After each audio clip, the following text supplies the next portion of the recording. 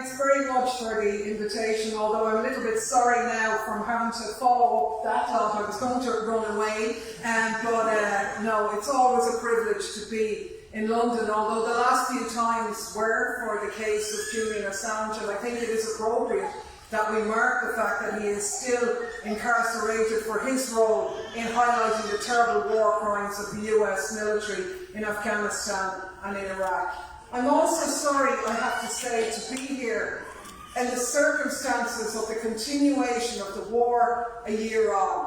Whereas comrades have said 120,000 combatants dead, thousands of civilians, millions displaced, cities levelled, territory annexed. And we are right to register what an absolutely mad world we live in. When we see the situation that those who've championed every single war are now presented as the defenders of peace and the protectors of the people of Ukraine. Absolutely. And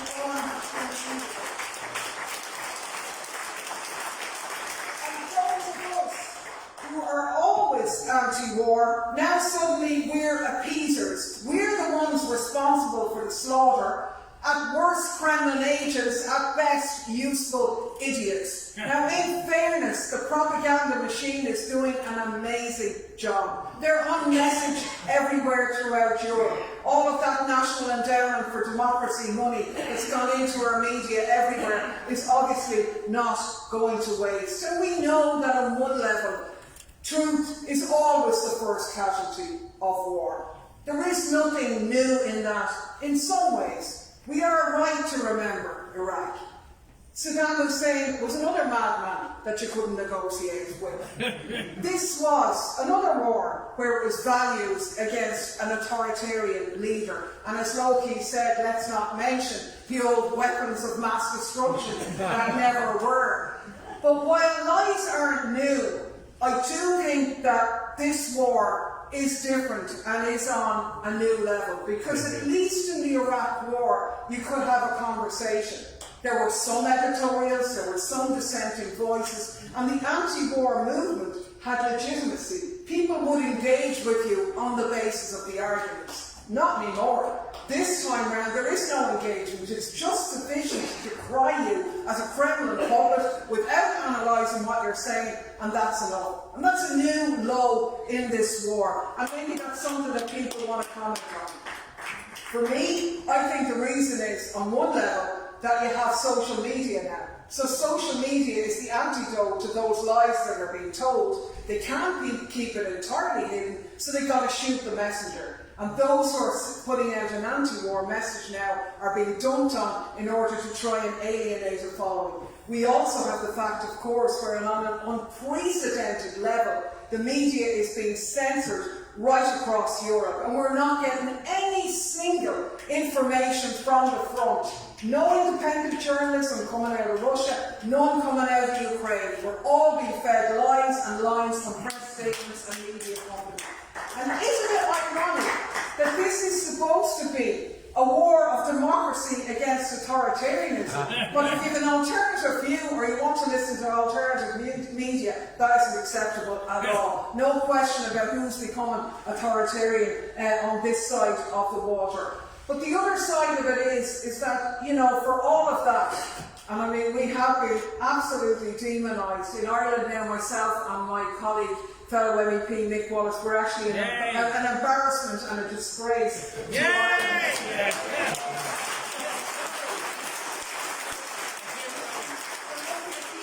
Embarrassment and disgraceful times in the audience here. But despite that, every single day we're contacted by people all over Europe who say what you say is what I think, but I'm afraid to say it. So we are in a majority, it's just that that majority is silent. And that gives you an inclination of why the establishment is so down on us, because they fear the power of this movement. That's why they have to suppress it. Julian Assange coined the famous slogan, if wars can be started by lies, peace can be started by the truth. And that's really what this meeting is here.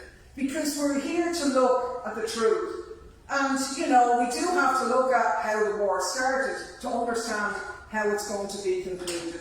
And we constantly hear about Russia's unprovoked war of aggression. And you hear the word so often, you kind of think, do you know what? I think that must have been provoked. And of course, it absolutely was. Now, that's not to say the war was justified.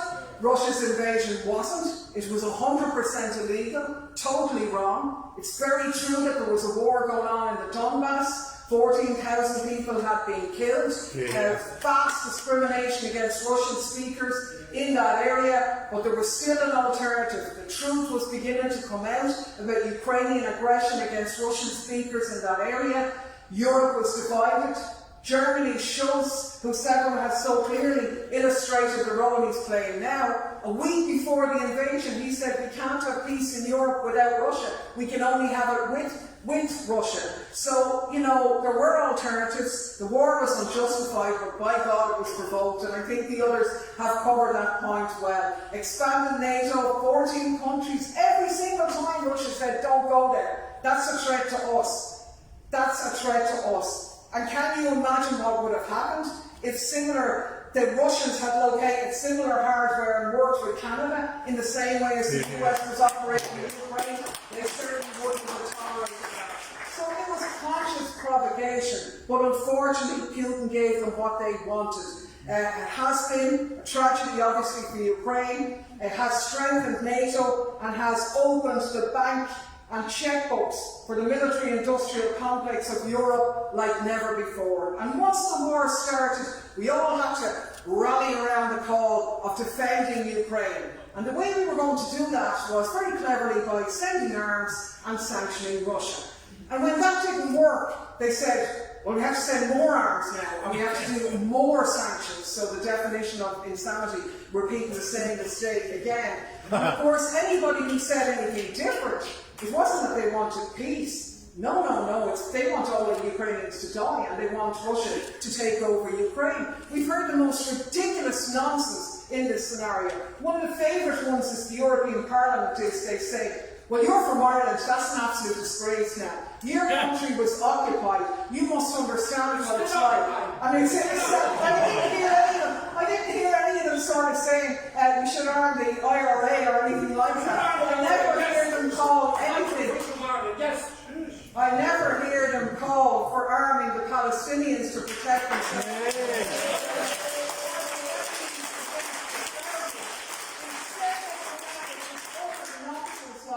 If you saw a big man fighting a little man on the side of the road, you wouldn't walk by, would you?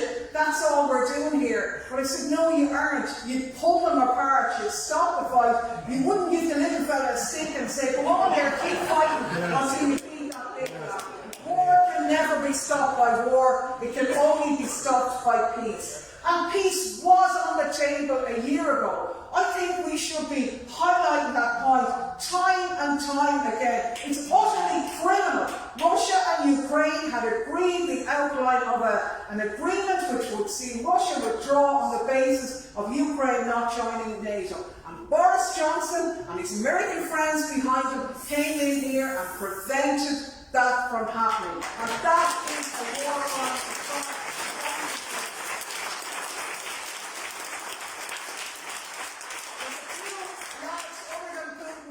brought before the International Criminal Court. The consequence of that decision was that Ukraine has lost territory, that more Ukrainians have lost their lives, and of course that the profits of the military-industrial complex have been boosted. We've seen the price fall on the shoulders of European citizens with the massive energy crisis, cutting Russia out of the market, us having to buy it back at an extra price, paying 4 times the amount for US LNG than is sold in the US market, the environmental impact of Nord Stream, and of course the impact on the global south of the food insecurity. We've seen $108 billion come out of the tax bases of Western countries into this conflict in so-called military and humanitarian aid. Money that would be far better spent on homes and health and the well-being of people. That money isn't going to benefit the people of Ukraine, before the war deemed to be one of the most corrupt countries in Europe, and still one of the most, probably more corrupt now. It's going to have to be repaid by the citizens of Ukraine in the future. Much of the money that's gone in isn't even grants, they're loans that they're going to have to pay to their country being given over to the likes of BlackRock and sold off. And in any case, most of that money never even touched Ukraine in the first place. It stayed in the US, it stayed in the UK, it stayed in the pockets of the arms manufacturers for what that money was spent for. It is an absolute disgrace. And ordinary people all over Europe, most particularly of course in Ukraine, but also Russia and everywhere else, are paying the price of that. We're paying for it. Obviously they're paying for it in their lives, but we're paying for it in our living standards. And the Danish government made that very clear in the last weeks when they decided to take a bank holiday off people for that. So this isn't about defending Ukraine, it's part of dividing, advancing US interests against Russia, and part of that is dividing Europe from Russia. Patently not in our interests. I won't repeat the points made by colleagues. When we say that, of course, they say, no, Ukraine is winning, and you're just raging about that. You want to stop that happening. That is such patent nonsense. How could they be winning with so many dead and more every day, with World War I attrition rates, with people being rounded up and sent to the front, criminal fines and austerity and a harsh penalty against deserters, young students not being allowed to leave the country for college. On and on it goes. How could that possibly be winning? There is no military solution. What is happening here is what Clinton wished for, this becoming Russia's Afghanistan. And as others have highlighted, the horror without end for people in Afghanistan. So the only way out of this is a negotiated peace agreement. So I very much welcome the initiative from the Chinese, like the Mexicans before them. This is a way forward. And the countries outside the global north are in a majority of the world's citizens, and they see a way forward. The tide is turning on this situation. Russia and Ukraine have indicated their willingness to negotiate.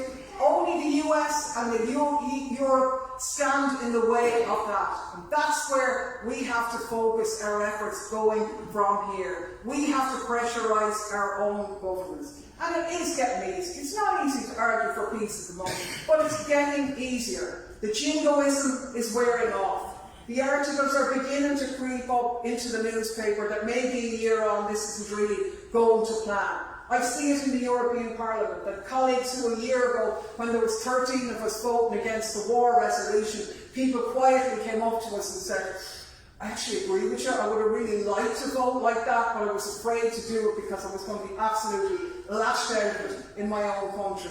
6 months on, they began to sort of question a little bit more, say a few more things. In the last few sessions, they've been absolutely belting out the message or the need for peace across Europe. That's an indication of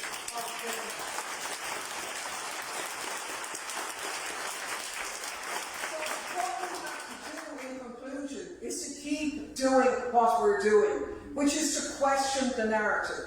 Talk to friends, engage with family, talk in your workplace. These are dangerous times. This is the end of US dominance globally.